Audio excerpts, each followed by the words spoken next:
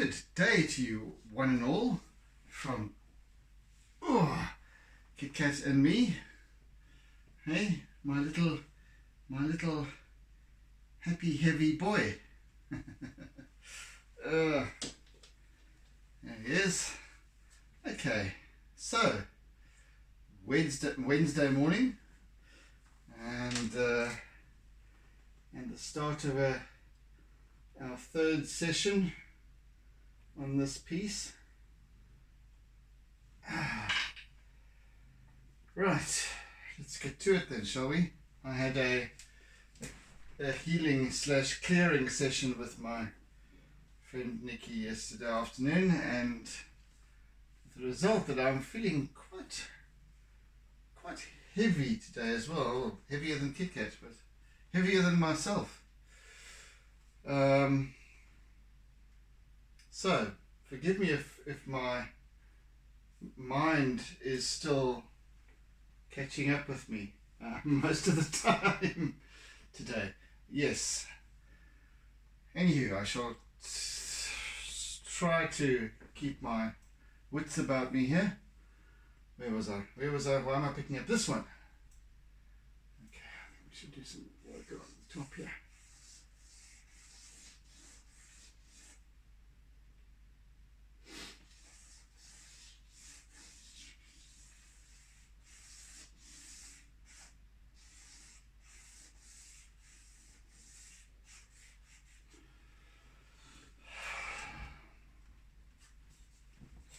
I almost thought to myself, perhaps I should cancel this morning. But I'll get into the swing of it, as I usually do, fairly rapidly, because these sessions in and of themselves are hugely grounding for me, hugely earthing. So yes, that's the reason why I choose to come back.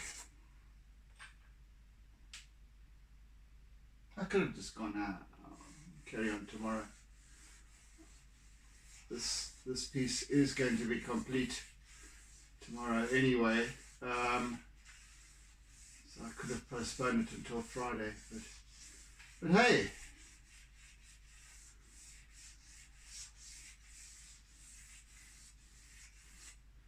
here I sit.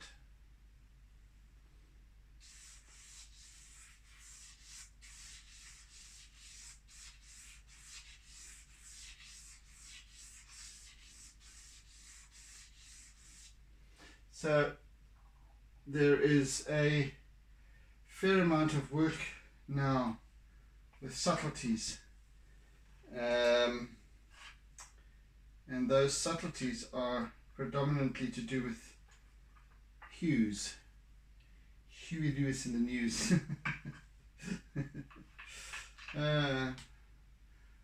It's you're gonna have to forgive me when I always it's a default knee-jerk thing.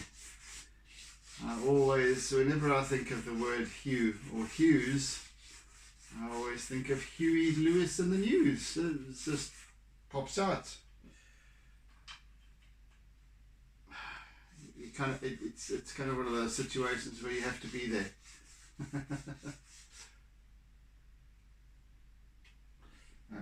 That is darker than that, so I'm going to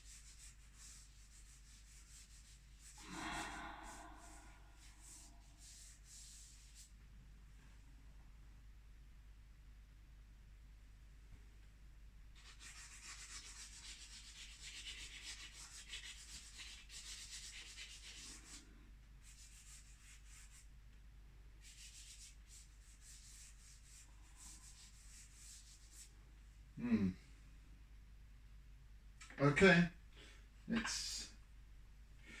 Oh yeah, I think methinks this is the time for doing some sky.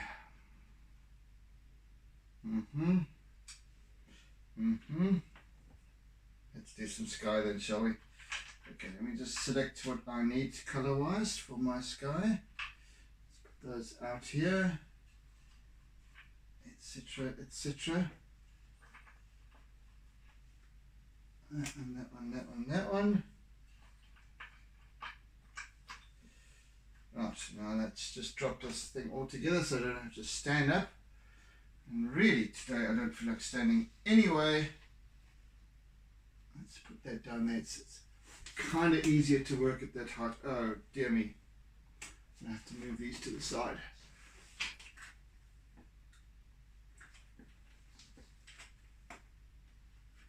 Right, let's do that. Let's do that, shall we?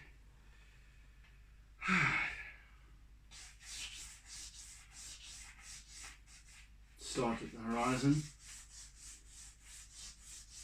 As good a place as any.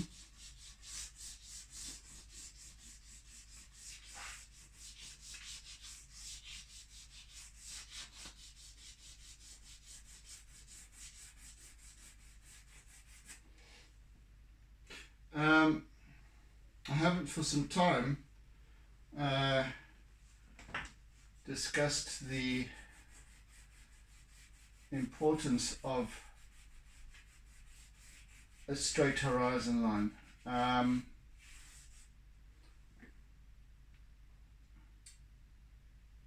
And you'll always notice at the beginning of when I start an artwork, even before I start my composition, in fact the basis for my composition, in fact, is is a horizon line. Where one exists, of course. It doesn't necessarily happen with landscapes, but any distant, especially over a body of water, such as ocean, sea, large lakes, where you can't really see the opposite shoreline, or you can see the opposite shoreline, and it's always going to be flat, because water is always flat. Okay, we're not necessarily having to take into consideration the curvature of the earth and all that sort of rubbish. Okay, we're flat earthing today, in this sense. But what I'm saying in terms of a straight horizon line in terms of a composition is of, to me, absolutely critical. It's that one thing that needs to be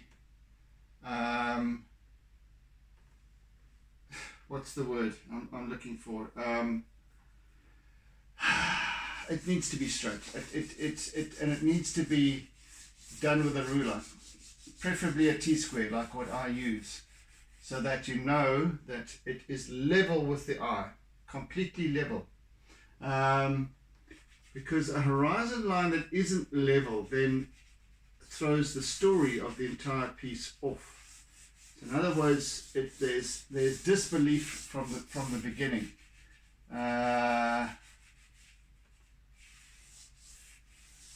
Anything else, you can do whatever you like in terms of perspective.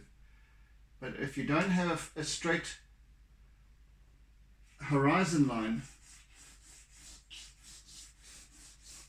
that is level with the eyes, the rest of the artwork does not seem to make sense somehow. And this is just an observation that I've had over the years. Whenever you see even a photograph where that horizon line is slightly out, it becomes, the whole piece becomes disorderly, out of integrity somehow.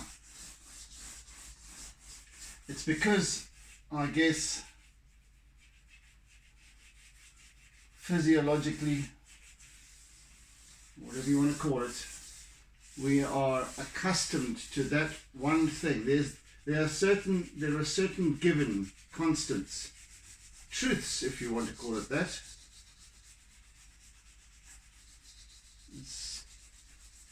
There are certain absolutes, and I guess in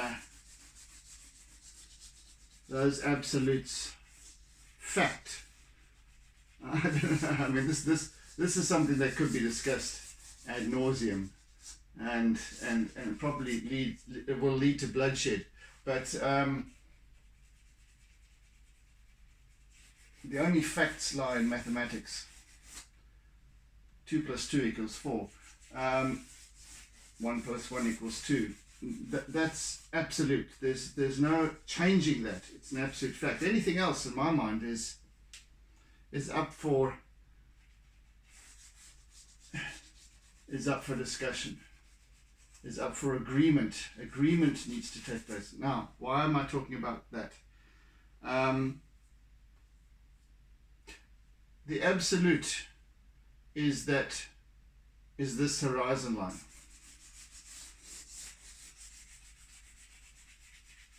It needs to be straight, and I think it's an unconscious thing that when there's not a straight horizon line, there's always something.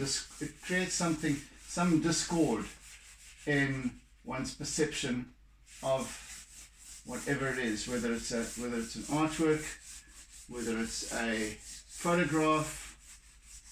And you'll find any professional photographer will always ensure that horizon line is straight. It just otherwise looks wrong. So, there you go. There's my 2 cents.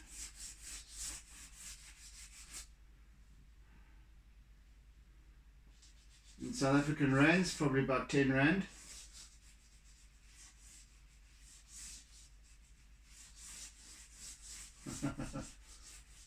No. More like 35 South African cents. Which makes no sense. Right.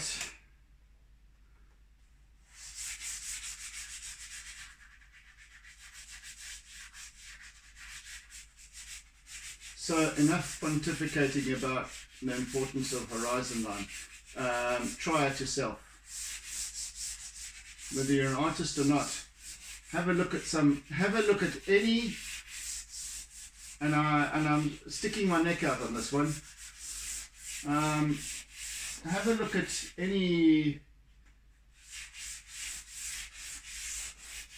photographic works where there's sea involved, where there's ocean, where there's large bodies of water, even the distant shores of a lake, across a large river. The river doesn't go downhill like that. It just, because automatically, it might do, but then you'll have your mind is automatically going, where are the rapids? Where's this surge, of water that's just going flat, but it's going downhill like that? It doesn't make sense to the mind. So then we become transfixed with trying to make sense of that, and then the rest of the image, well, it's lost its any impact that it once might have had.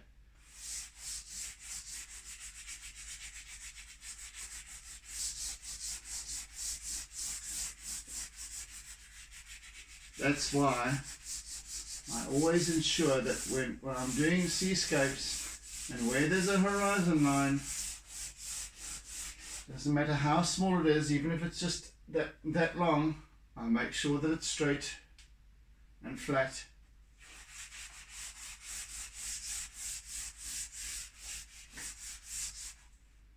Even a blip on that straightness means to me, in my mind, as I look at it, that there's a colossal wave on the horizon line, or an island or something like that that's causing that. So that line has to be absolutely crisp. And it's the only time when I will use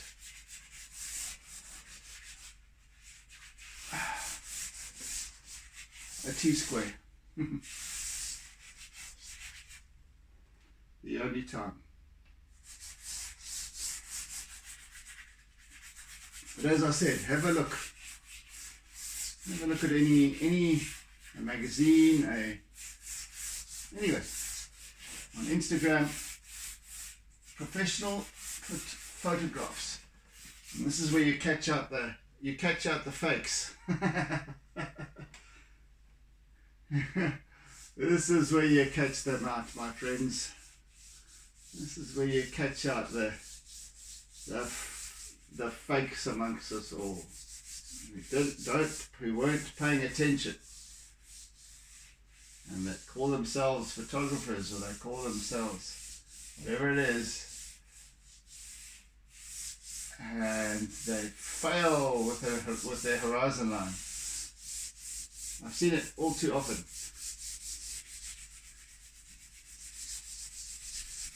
And you go, na na na na na, gotcha. Yes, anyway, so have a look. Please prove me wrong, or please challenge me on that if you feel I'm talking rubbish.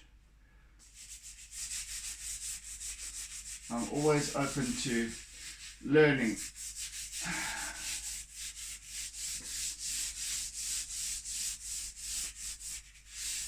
However, I do have one concession with my horizons, or with my sky, is that when we look at the sky, it's not necessarily a bulbous thing, a sort of convex scenario as I'm creating here, and I'm doing this kind of for a reason as well.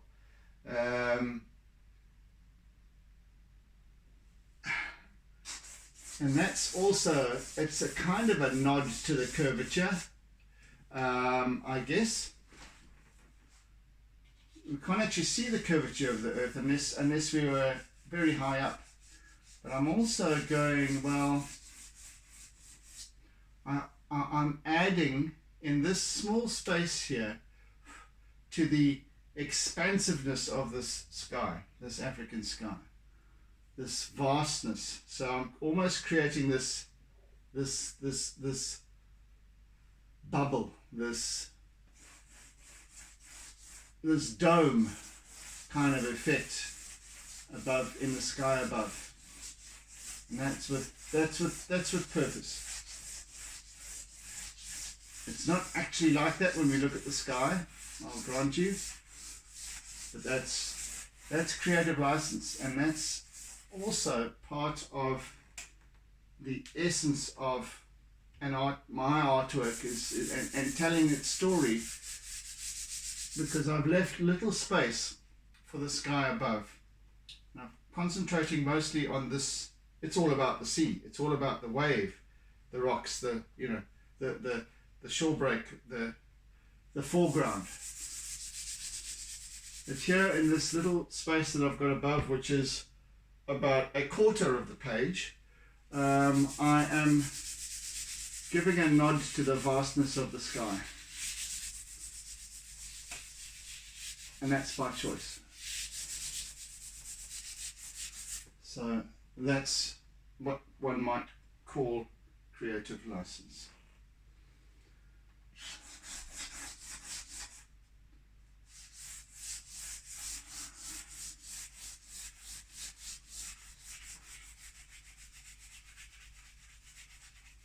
And that, aside from your, as I said earlier, aside from your horizon line, you can do anything you want to.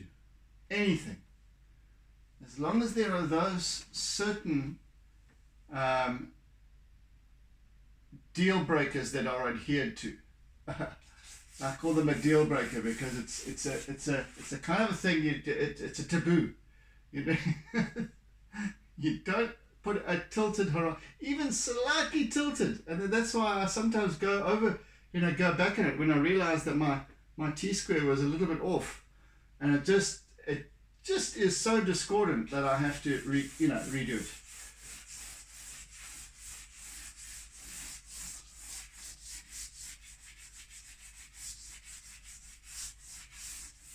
Right, so here endeth the sermon of the sky. As I'm nearly done with this now, just to blend a little more, and then we have our sky in place.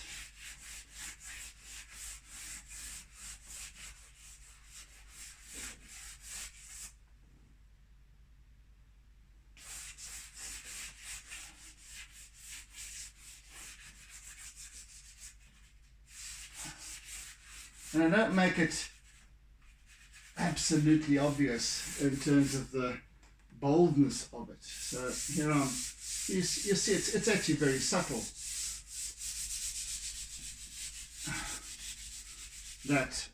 That slight darkening towards the edges. It becomes very subtle, but it's there, and it just, to me, creates this illusion of vastness, as if you're looking at through a fisheye lens type of scenario.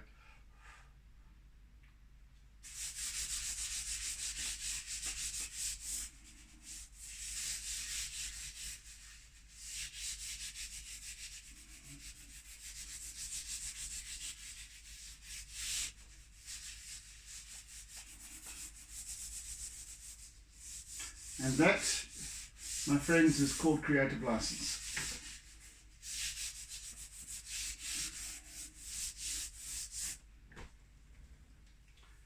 That's the illusion. Right, let's get back to that's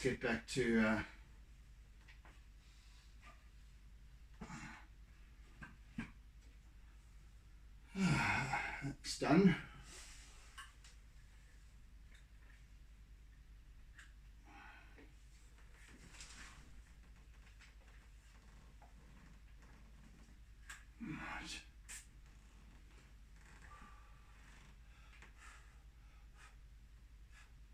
Right.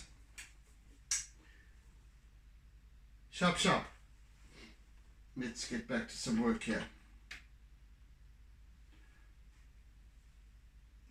Let's get back to my white.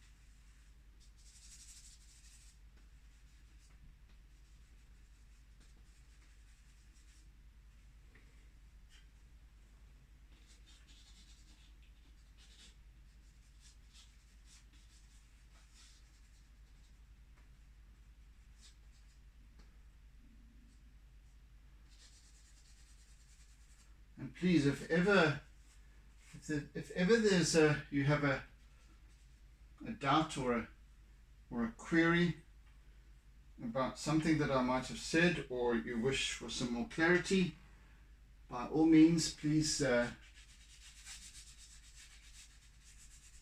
just drop a comment, ask a question. I would welcome it. and do my best to answer whatever queries that you might have.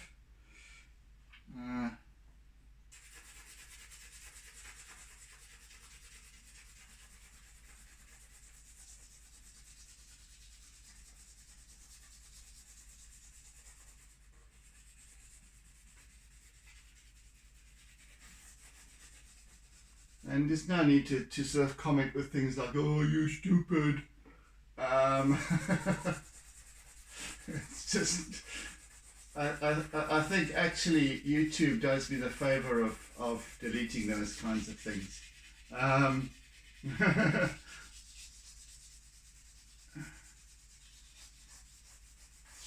there's a default message when in the comment section about that, you know, keep it tidy, be respectful.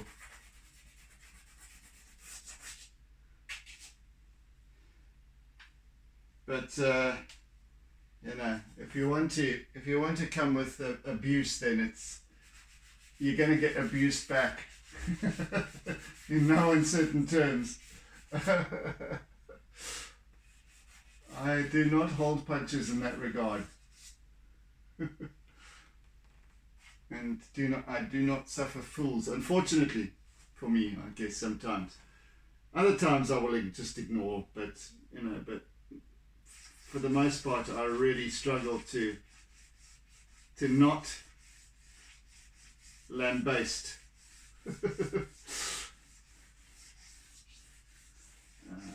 Anyway, I'm working on that.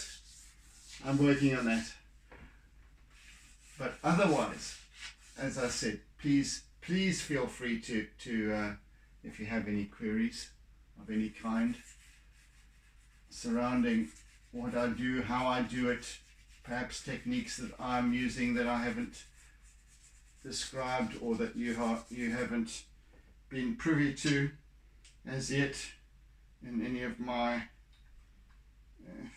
in visiting my YouTube channel. Okay, I'm trying to talk and find at the same time. You see how it's the green I'm looking for, that's why. You see how when I say that this letting go, and when I say to you that when I'm talking, as I am now, I'm not having to concentrate on what I'm doing. And you know, I am one of these people that I can't really, I struggle to multitask at the best of times. So you must know that when I'm talking, I have let go. I'm not absolutely in control of how this piece is going, how it's turning out.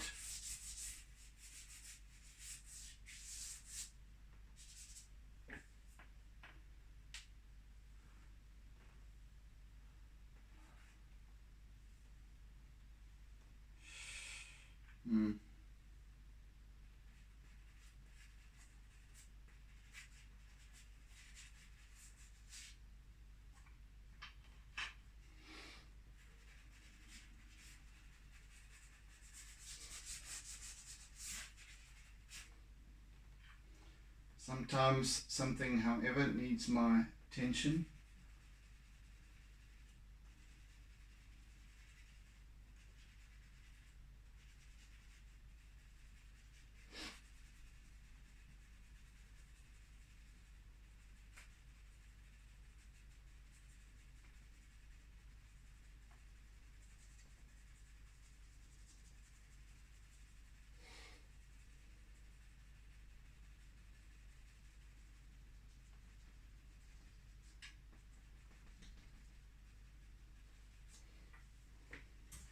This little crumbling wave over here, it's not exactly it's not a tube or anything, it's just collapsed. And the reason for that is because there's not enough seabed beneath the wave to to allow for that curl, that perfect curl to take place. So the wave comes, the swell comes building in, comes rushing in, building to a crest, but then it meets the rocks and it just then collapses. So, but the wave itself doesn't lose its impetus. It just, well, not immediately. It does spend itself on the rocks, and etc. But right at this very point, it's on the verge of breaking, and it does break, but it doesn't break so perfectly, because there's too many factors involved here to prevent that from happening. Yeah, time and again. So those beautiful rollers, those perfect waves for surfing, etc., are usually when there is, and you'll find them mostly between rocky outcrops, where there's a smooth seabed. So those swells can come in and just break perfectly, because there's nothing underneath it to cause disruption from the currents and energies that need to take place to create that rolling effect. Whereas here, even though there's sufficient force of the wave itself, or the building swell, there's not enough. And I just need to get the terminology right, but it's I don't have that.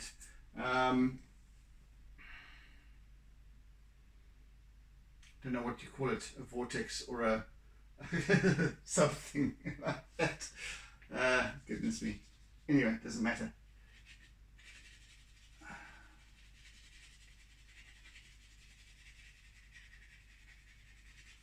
But yes, to create that perfect tube, you need a smooth surface. Just as much as you would find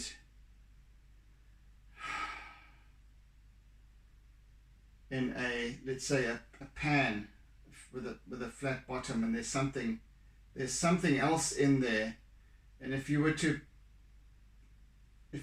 touch the top of the surface of the liquid, and there was something else in there, the ripples, which would normally be concentric, now suddenly move in different ways, and that's because that perfect flow is disrupted.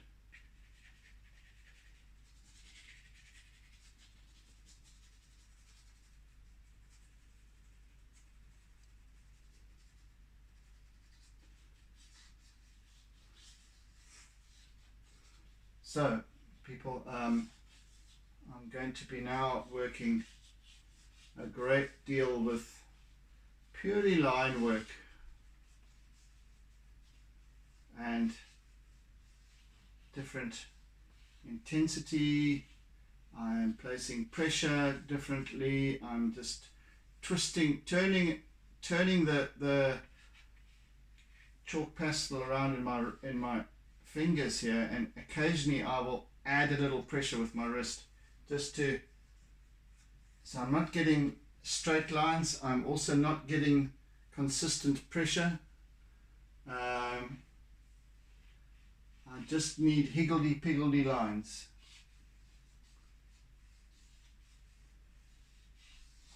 And I'll just get the basis of it for now, but I also need to get that essence of this surge that's riding up the inside of this wave, and really it is all over the show. So but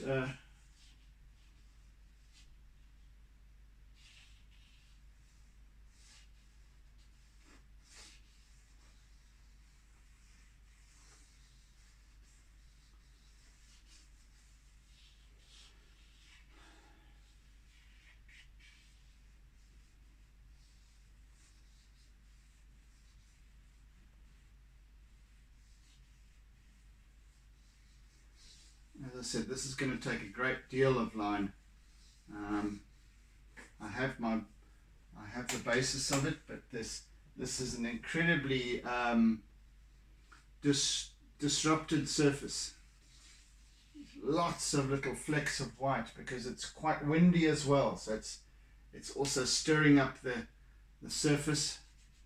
It's taking the tops off the little crests and so on, and I want to create the essence of that because there's lots of aerated water, and where the bubbles come to the surface, so the wind whips it off.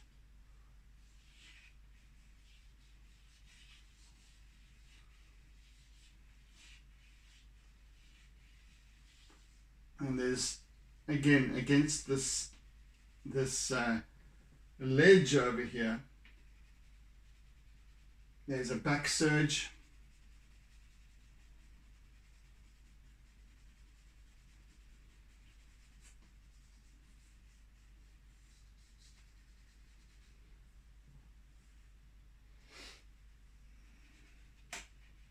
That constantly takes place.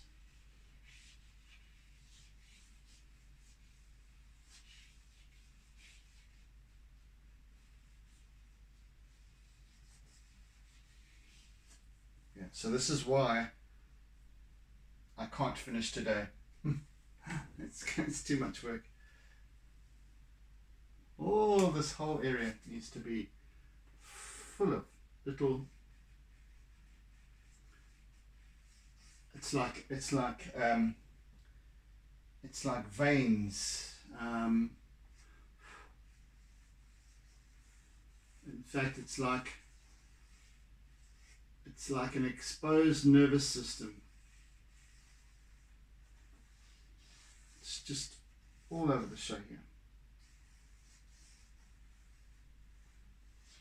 But the gist of it is, again, there's a kind of a direction of flow to all of this, and it's like this is the energy that I seek to translate or seek to inject into this piece. That's all. Is as I'm observing, I am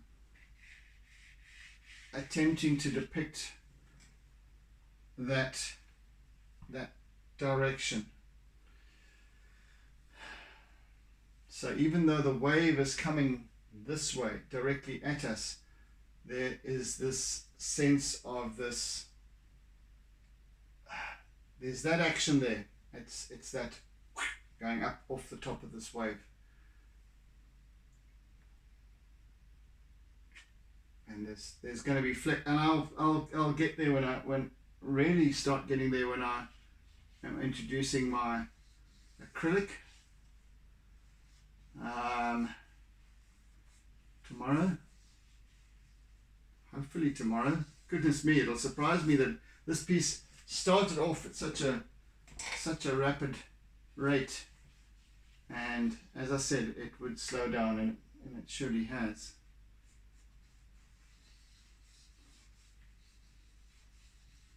But this, what appears to be a great deal of detail from your vantage point, really is just, it's really applying myself in terms of observation, in terms of feeling what's going on here, rather than actually depicting what I see. I'm feeling it. So this, and I'm allowing this line work to create that form. And that form is what is the illusion. And it doesn't need to take painstaking hours. It would take a very, very long time if it was to be an oils or an acrylic on canvas artwork. It would be a very different story. But here I can work with these pastels and my Conte. Eventually I'll also be using that, where the line creates the form.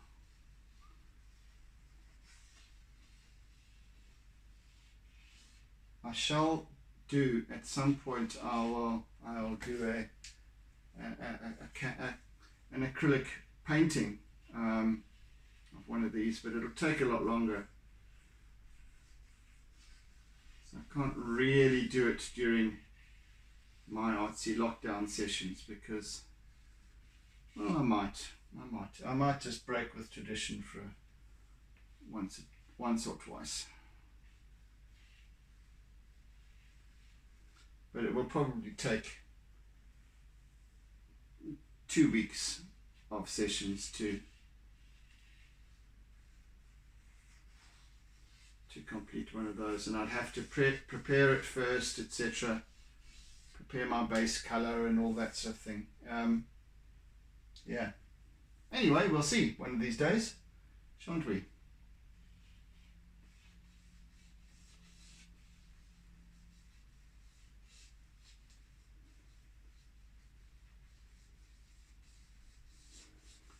The line work is actually what takes the most time.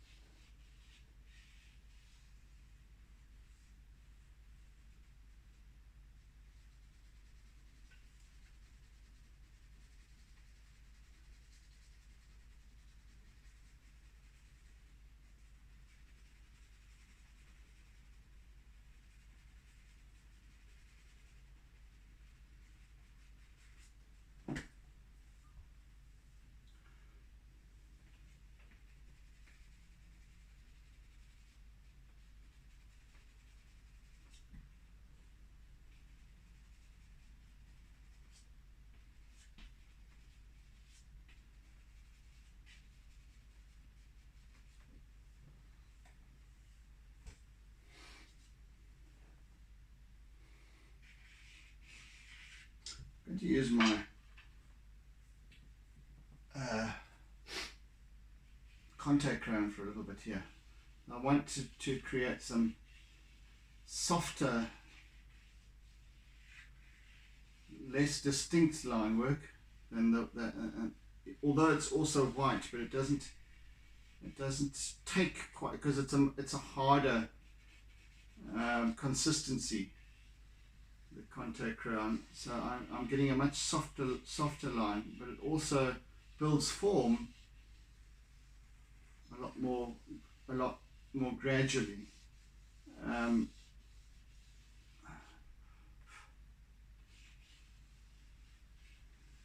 So that illusion of detail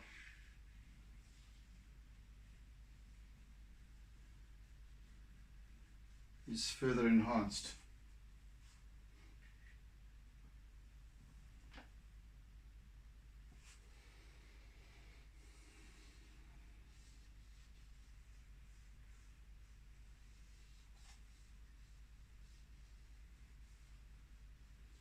I can also simply add a little bit of pressure here and there, a little twist of the wrist.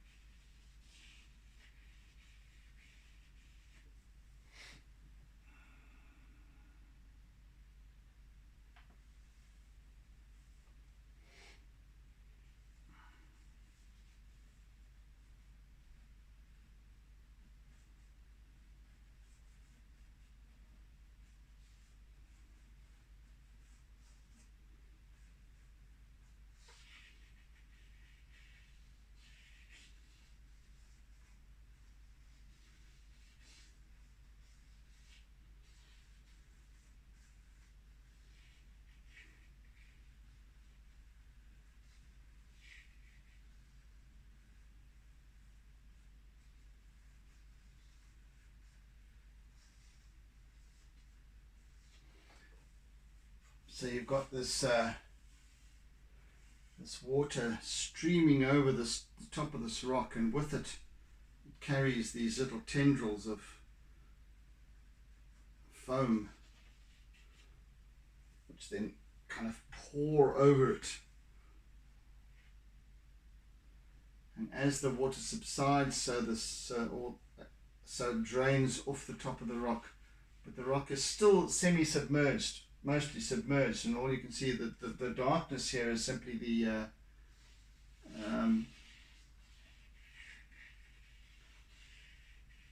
transparency of the water. So this is why this line work needs to cover all of this area so that the dark shows through. But otherwise you have this impression of flow over the rock.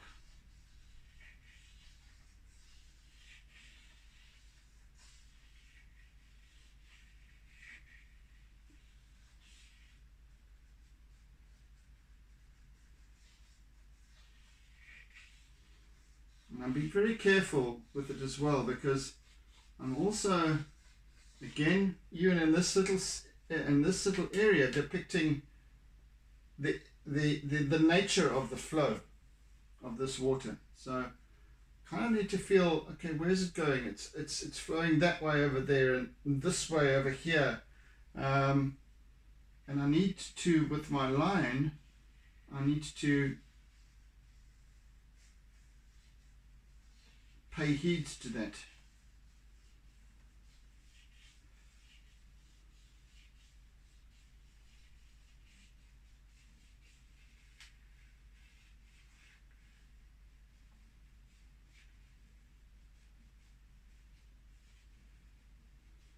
And there might be a section over here where it's not quite as smooth as over this end, and so the line work becomes more broken. Hello, Kit Kat. Let me get my little things out the way so you can't push them off the table. Here we go. Here we go. Hey.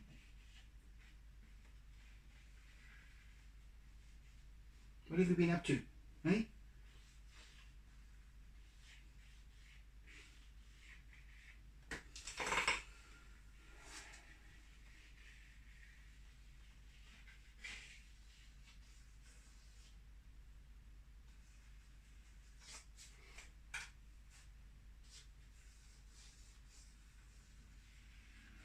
And these little lines caress the entire surface.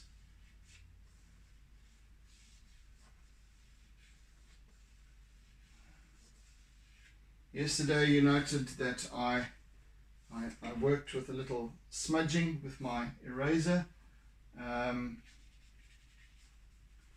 today, and the smudging softens the white, blends it with other colors that I've used in the charcoal, etc. And now I'm going over that surface once again, and whenever I add that line, it is visible to me, and it creates more form, more depth, more this dimension.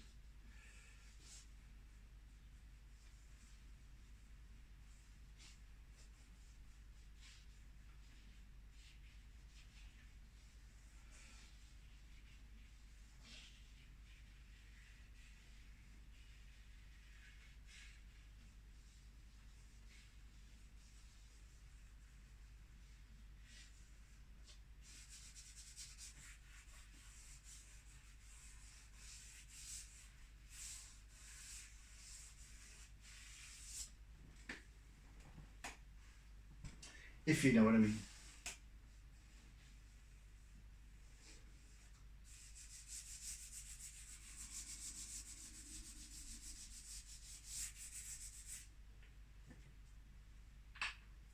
Am I? Oh, sure. I suddenly had a shock that I'd been talking into overtime. Goodness. I do very much tend to lose track of time when I'm talking through what I'm what I'm doing or sharing what I'm thinking, etc. It's very sometimes touch and go with regards to keeping an eye on the time. Just thought to add a little bit of blue here.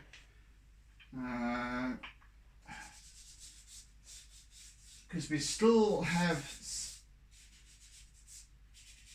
reflective surface here and there, just picking up the sky.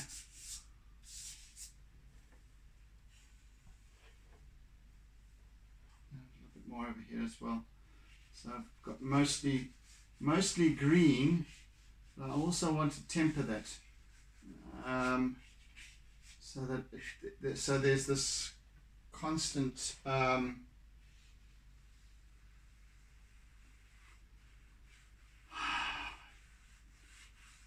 shifting and changing of it creates depth. In other words, yes, Kit Kat, it does.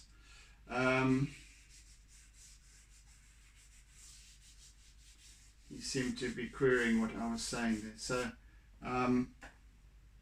there's this, because there's this constant interplay of depth, of reflection, refraction, and all of that stuff that I've been talking about all along. What am I looking for? Yes. And just a hint here and there of another color can highlight or accentuate that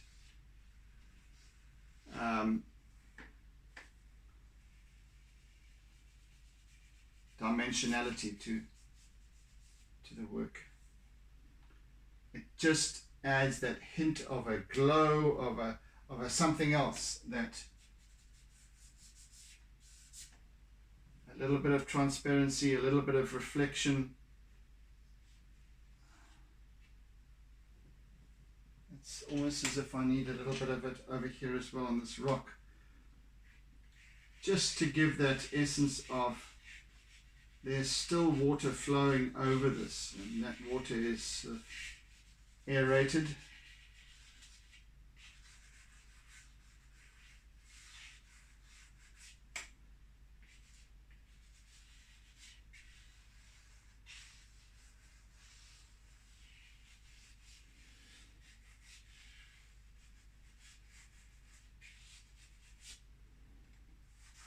And it's also not purely white. It sort of now becomes a sort of a dusty blue.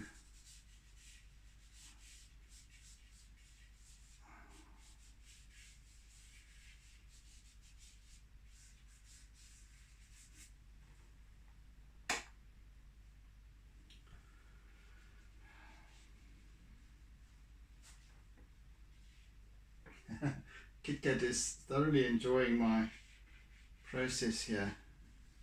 He's very intrigued by what I'm doing, to the point that he's actually purring as he watches me work. Aren't you, eh? Kit Kat?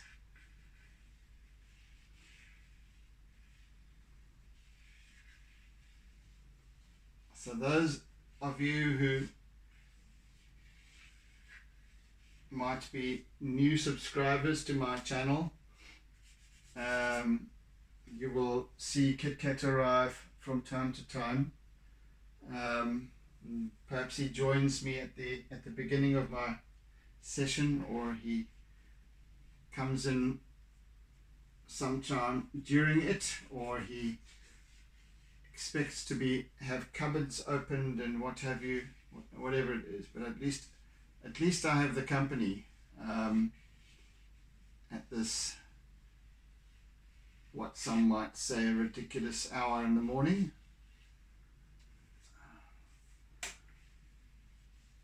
I actually record these sessions from 4 to 5 a.m. or actually just before, around about 7 minutes to 4 I begin.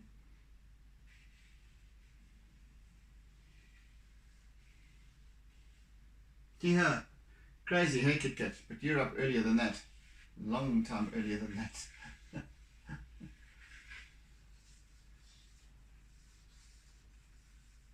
And around about 3 o'clock, Kit Kat comes and reminds me that it's heading for time to get up. It's almost there.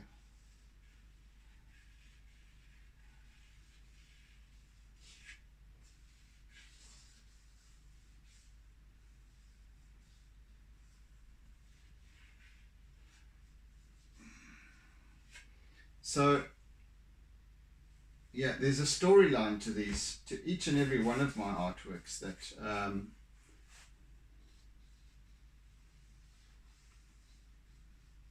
and it's not sometimes, it's not always a storyline that can be put into words.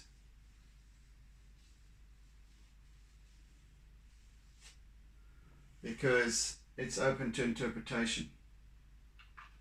But either way, there's a story, and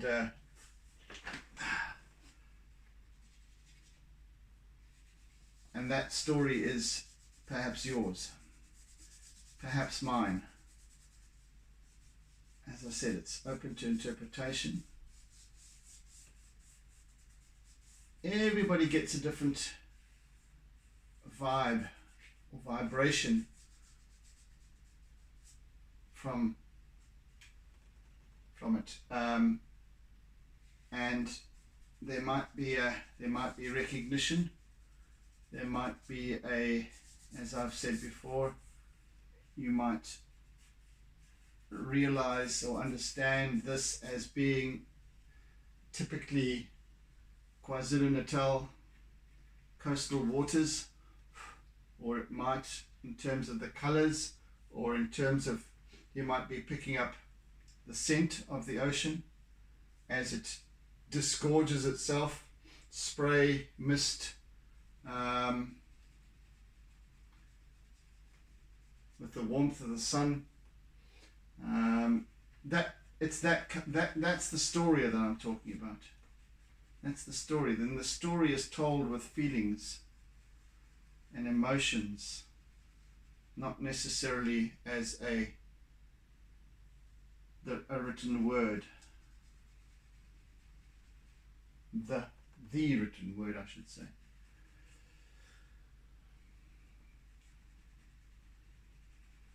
And that's how language begins within us.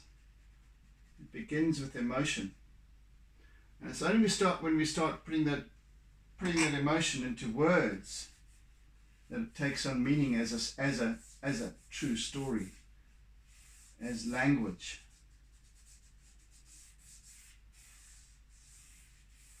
And in that time of translation, the story hasn't emerged yet. Sometimes we struggle for that story to emerge because we're not quite sure of it. It was like whenever it was Saturday night, I had a dream that was a very vivid dream of recognizing a specific place. And then I realized after the fact that this place didn't exist, only existed in my imagination somewhere as a feeling and as a dream, but that I had visited it on many occasions before. In fact, I visited the same place more than once that evening or during my sleep. In 2 different dreams, I'd visited the same place, and I had visited it many times before, and it harked back to my childhood. And this place doesn't exist. I've racked my brains ever since then to try and find some location and it's in Durban, and it's where I grew up, and it's this very specific place. It's a little arcade somewhere, but it doesn't exist. It never did exist. It only existed in my imagination. So that's when I say as an emotion, I go there, but it's not a physical place, and it's maybe it's in another life.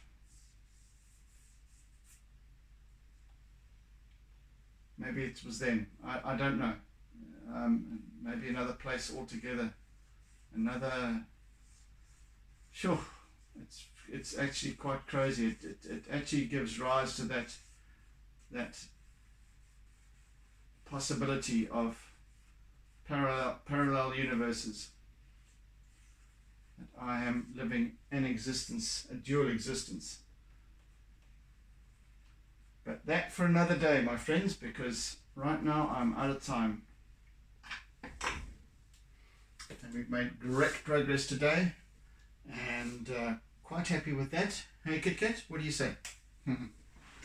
Right, folks, so that's it for today. We've made some good progress, and we shall complete tomorrow, or we shall attempt to complete tomorrow.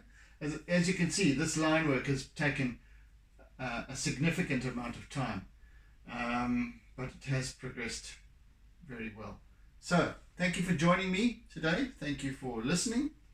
Thank you for bearing with me. And as I said, please, if you have any queries or anything to share with me, please by all means do so. Hit the little texty thing and drop me a line.